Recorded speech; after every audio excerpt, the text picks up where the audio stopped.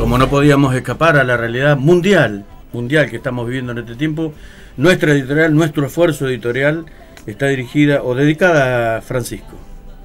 Así simplemente. Entre la multitud de comentarios e interpretaciones que acompañan la elección como sumo pontífice del cardenal Jorge Mario Bergoglio, falta un detalle geopolítico que no fue puesto hasta ahora encima de la mesa.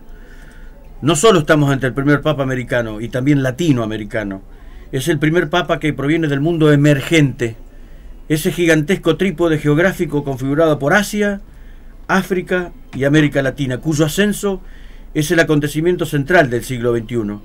La llegada de Francisco a la silla de Pedro resulta menos sorpresiva si se analizan las preocupaciones estratégicas que le impulsaron. La elección de Francisco es una opción geopolítica tan fuerte como en su momento fue la de Karol Wojtyła. Esta también significa una maniobra inteligente de un credo en plena diáspora. La mayoría de los fieles que ha perdido la Iglesia Católica latinoamericana, casi un cuarto del total desde comienzos de los años 80, han ido a las diferentes vertientes del neopentecostalismo, muy activas y provistas de recursos más que suficientes para atraer a los sedientos de espiritualidad, pero también de contención social y hasta económica. Considerando al mundo industrial más desarrollado, el dato que resalta es que el único país que registró en el último siglo un aumento neto porcentual de católicos fue Estados Unidos. Del 14% en el 1910 pasa al 24% de nuestros días debido a la fuerte inmigración latina. La Iglesia Católica Universal, por definición, escapa al cepo europeo y amplía sus horizontes. Existe un dato demográfico que es muy interesante. Es imposible de subestimar. A principios del siglo XX, más del 70% de los católicos vivía en Europa. Esa cifra se reduce hoy a menos del 30%. El resto habita en este mundo emergente que hicimos mención y en los Estados Unidos.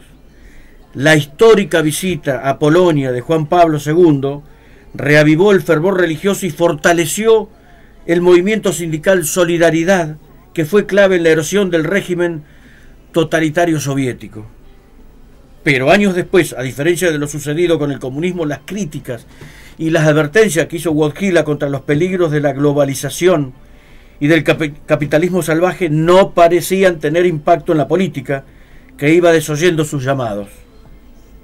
Incluso decía, las decisiones las veía lamentablemente, las consecuencias mundiales fueron tomadas solamente por un pequeño grupo restringido de naciones. Los males a combatir hoy son más intangibles y más extendidos a la vez que los regímenes de la Europa del Este. Decía Wojtyła, el relativismo moral, la tiranía del consumismo, el escándalo de la pobreza. Latinoamérica no es solamente el continente de la esperanza, como se la denomina. También es el continente de los peligros que representa su enorme deuda social. La desigualdad sigue siendo extrema, el narcotráfico y la violencia delictiva azotan a muchos de sus países de un modo indignante, y tras una década de gobiernos de discursos antineoliberales, pocos exhiben se exhibe la poco honrosa cifra de 66 millones de indigentes. La opción por los pobres que Jorge Bergoglio quiere convertir en signo de su pontificado no puede tener mejor escenario que este. Un referente social del oficialismo argentino publicó un tuit extremadamente revelador. Francisco es a América Latina lo que Juan Pablo II fue a la Unión Soviética.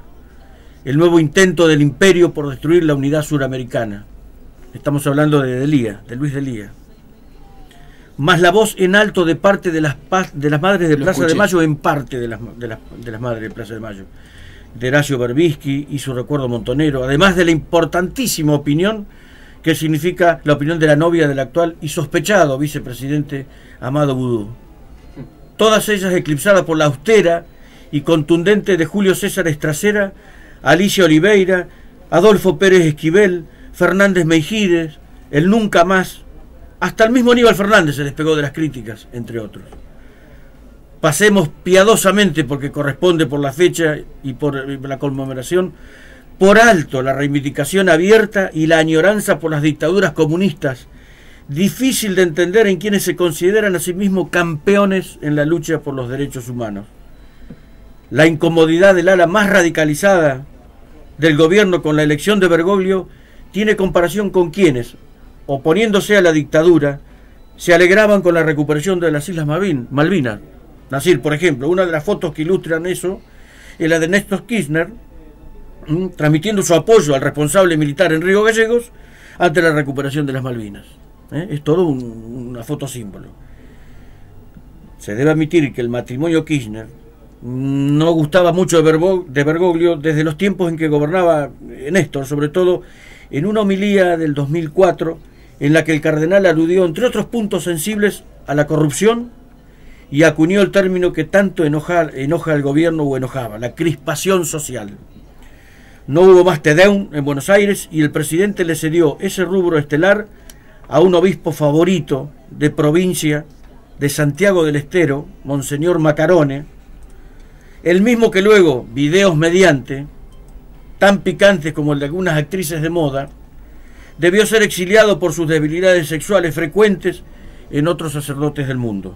Es indudable que los enredos de la curia romana, las denuncias sobre la pedofilia clerical, el reclamo social de su esperado ayornamiento ante el matrimonio igualitario, el celibato sacerdotal, entre otros temas, y las controversias sobre la administración de las finanzas vaticanas, han minado la autoridad moral y política de la Iglesia Católica en una parte significativa de la opinión pública internacional. Pero estos ejemplos históricos y tantos otros permiten aseverar que en cada época de crisis surgió una respuesta, y esta bien podría ser una de ellas.